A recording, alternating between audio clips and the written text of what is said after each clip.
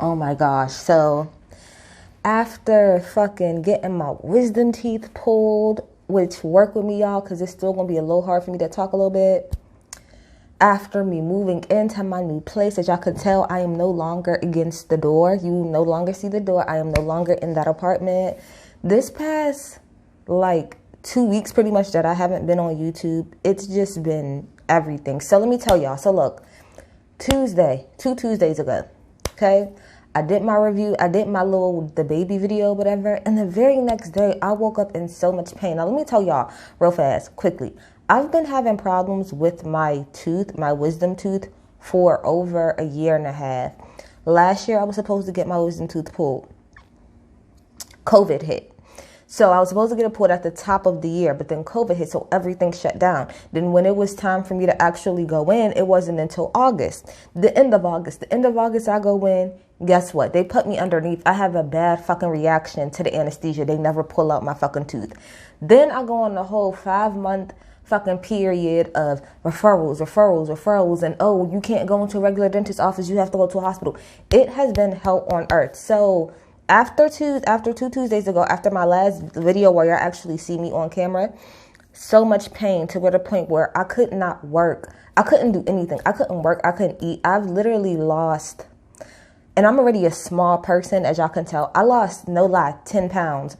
All within the span of a week because I could not eat because my mouth was so fucked up. Then I go ahead and I get my teeth pulled. Last Friday, I got my teeth pulled. Okay? And so if anybody's ever got their wisdom teeth pulled, like, you know, it's like a long process for you to even get better. Like, I just hit the end of 1 week this past Friday. So this is me going into week 2, but I'm still, you know, kind of, I can eat now, thank God, but I'm pretty sure y'all can still hear it. There's still some, you know, I'm working through it. So between that and then I moved this past weekend to my new abode. So this room that I'm in now is going to be specifically for my YouTube and for my work and shit. So in the next couple months, y'all gonna see a lot of upgrades, okay? I'm gonna get me a green screen, okay? Better microphones. Like, this whole room right here is literally dedicated to my YouTube shit and, like, me working and stuff like that. So y'all about to go on a nice little journey with me. I'm very happy about my new place. I love it. It's quiet. I'm no longer in the hood, which shout out to the hood because the hood did a lot for me. But I ain't no longer in the hood, okay? I got a nice-ass apartment. Really, really nice. All of them videos of y'all hearing me yell about my boyfriend and stuff like that, being loud, won't hear him, can't even hear the nigga. He too far away. Like, he's so far down the hall and around the corner in this apartment, I can't hear nothing that he say. And I want to say that to say this. Let me tell y'all something. If you are in a tough spot, if you are just going through something, just keep working at it, keep working at it, keep working at it, keep working at it, keep working at it. And my last place was so fucking small. I will tell you that all the time. It was so fucking small. But I understood being in it that it was a stepping stone for me to get to the place that I am now. Same things with jobs. Use things as stepping stones is the best advice I can give anybody. Don't think that the situation that you're in is the situation that you're going to stay in forever. Because if that's your mindset, that's what you will do forever. But outside of that, how y'all been? How y'all been doing? Y'all been doing good. I've been doing good too, okay? Like I said, please work with me as far as my mouth, because like I said, this is probably going to be the most that I've really talked in the past 3 weeks or whatever, like 2.5 weeks. So kind of work with me. I'm just trying to get used to talking a whole lot again. Also, if y'all seen, I did put up my first podcast. It was something that I felt like, because I wanted to, there's so much shit that I wanted to talk about, but I couldn't do it the way I wanted to. Like, I didn't want to sit on camera because my face was like super swollen.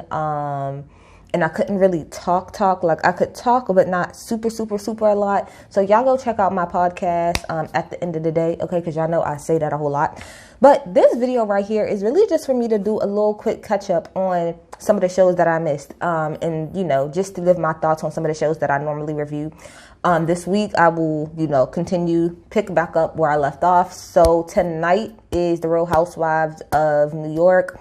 So y'all know how I do. I normally on Wednesdays or Thursday mornings, I normally review the Real Housewives of Beverly Hills and the Real Housewives of New York. We'll see how this all go, because I really got a lot to do, like as far as work this week. Like, it's dumb busy, but I'm gonna pump my videos out. I'm also going to be picking up Married at First Sight. Now, that's the only show that I don't have anything to say about in this video, is because I didn't necessarily catch up with it yet. So yeah, so this is not me going through breakdown. This is like things that stuck out to me. So what I want to start off with is Cartel Crew, only because I just finished watching it. So Cartel Crew came on yesterday. I was going to do a full video on it, but I don't really see the point. I'm just going to, within my video, if y'all look in the description bar, I'm going to break down what shows I'm talking about and at what timestamp. So let's talk about Cartel Crew real fast, okay? So this was the season finale of Cartel Crew. I feel like I'm off center. Am I better? Okay.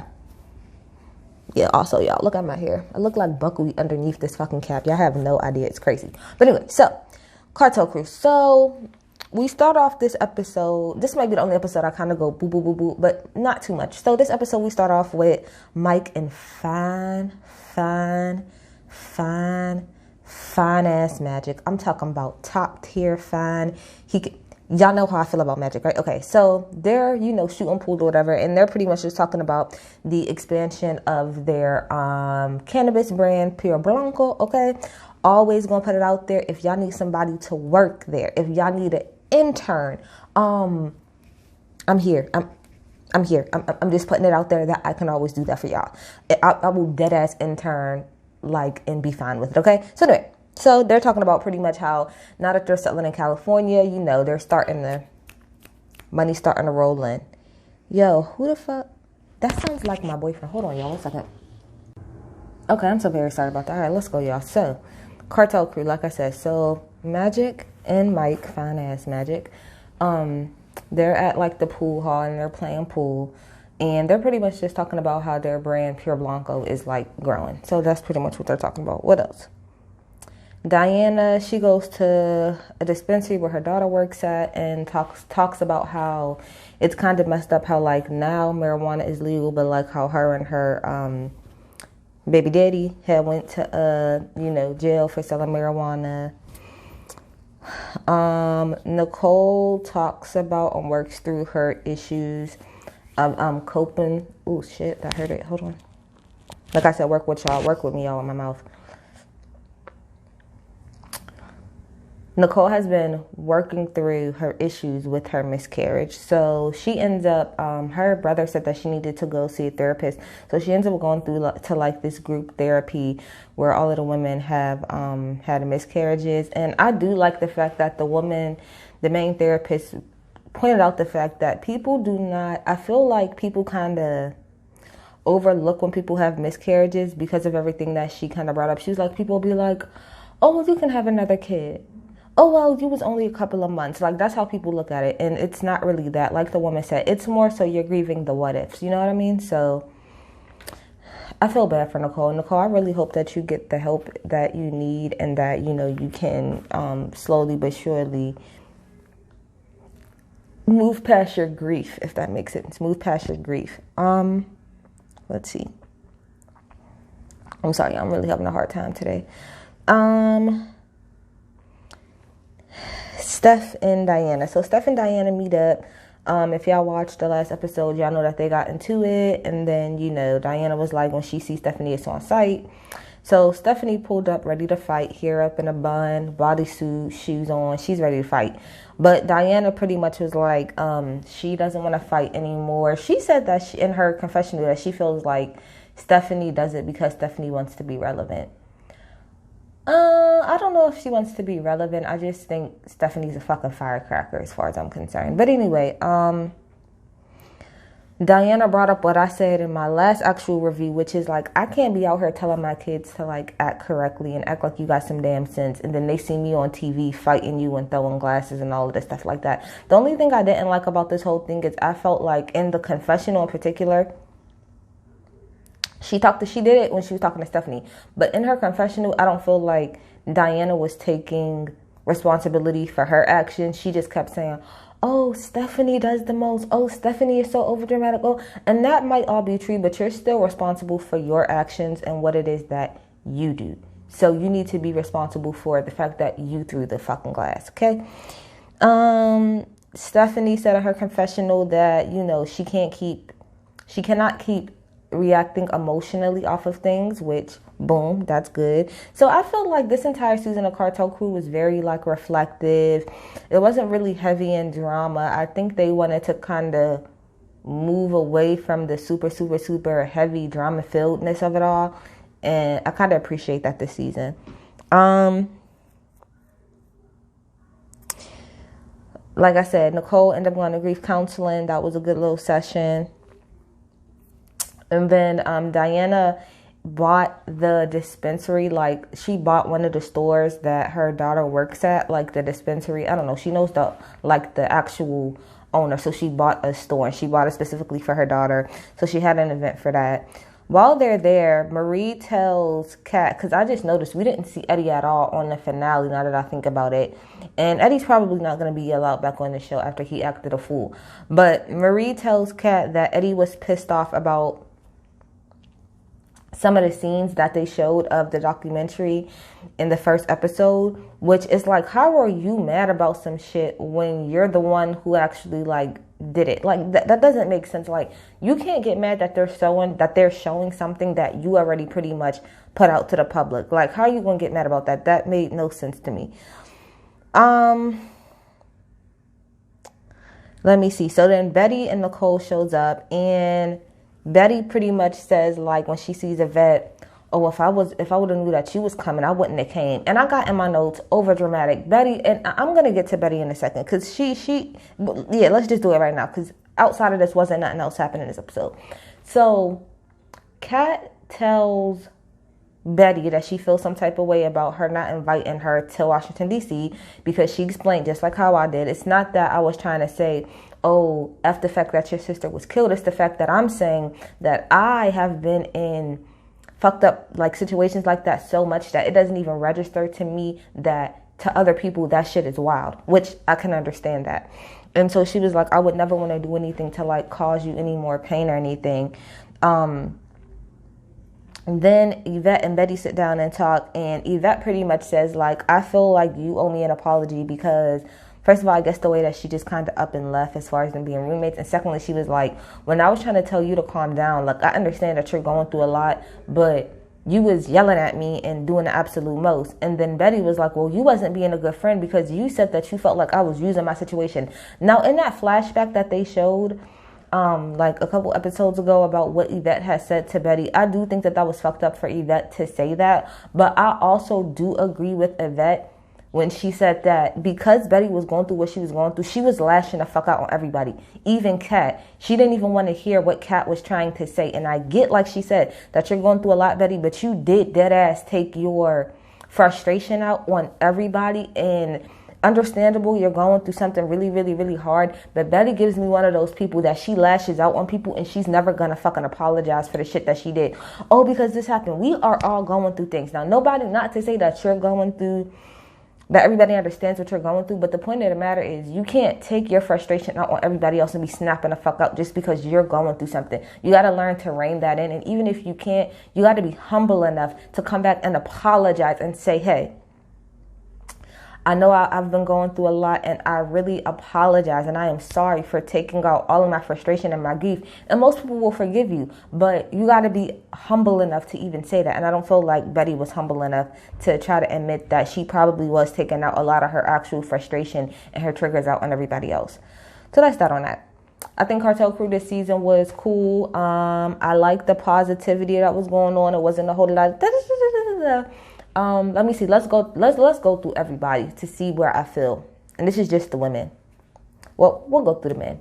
Mike, that's my guy. Always gonna be my guy. Magic, fine as hell. We've established that. Eddie, I was kind of sort of on your side in the beginning, but by the end of this, I don't like the way that you. What are you snapping out for? You did it, so stand in it, type shit. You feel me? Kat, that's my bitch. I just think that she just really needs to sit with herself and hone in and really try to get over Eddie. That's just really where she's at. Stephanie, I feel like Stephanie has grown. She still has a lot of more growing to do because Stephanie is loyal to a fault. The majority of the things that Stephanie gets into, it's not even because of her, it's because of other people. So she needs to learn how to reel that in a little bit. But I do see the changes that she made throughout the season. And I like the fact that she has been very aware of the bullshit that she did do when she did do it. Marie don't ever really bother me, other than being messy a little bit by like going back and forth and telling people what each other said. But I understand that she's doing that because otherwise we wouldn't have a show. But other than that, love Marie. Feel bad that her family still ain't shit. Diana, she didn't bother me this season as much as she did the last couple seasons. So I'm here with Diana. I'm here with her. Nicole, love her.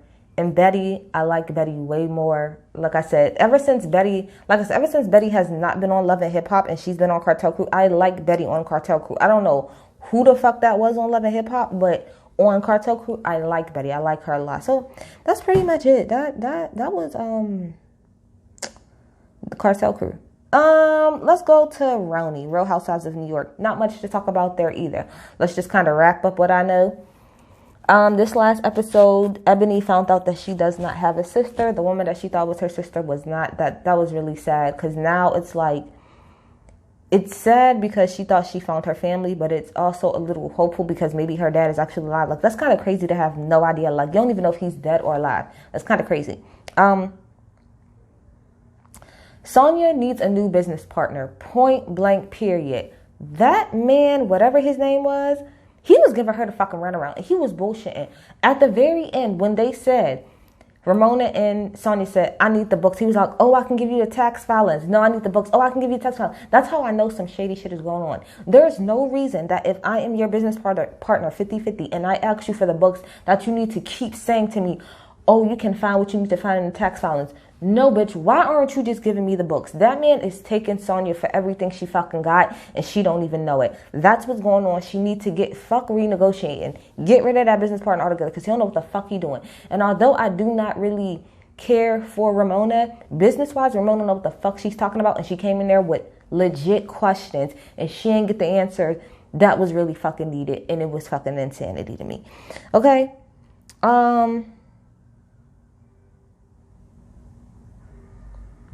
What else happened? They talked about at the very end when they had the little party, not the party, but the music video shoot for Luann's video, whatever, how Sonia allegedly, according to Ramona, in a previous episode when she was with that little, whatever they call good-looking model guy, white guy, whatever, kind of young. Now, Sonia had made it seem like she had went to bed with this nigga and, you know, they did the do. And Ramona said that that's not what happened, that there was an Insta story of the guy, and in his Insta story, you could see Ramona, but you could also see his girlfriend too in the back. And that she had got like a call or something from somebody saying that the model guy called one of Ramona and Sonia mutual friends and said, hey, look, I need you to come and get Ramona up out of my bed because she's drunk as hell. Like, I need her out of here. So the guy went to go and get her.